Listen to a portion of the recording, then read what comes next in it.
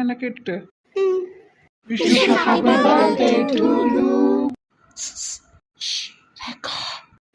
ஐயோ இவர் வேற ஒரு பக்கம் 5 நிமிஷம் போய் உள்ள நிக்க விடுறீங்களா?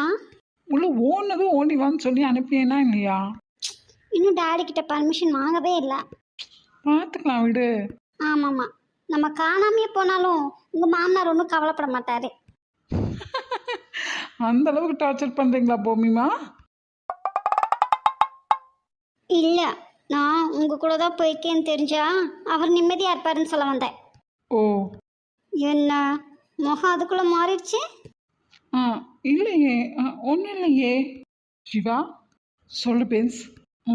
நான் நீ மட்டும்தான் இங்கே இருக்கேன்னு நினச்சேன். கேக்கும் பாயசமும் கொண்டு வந்தேன்.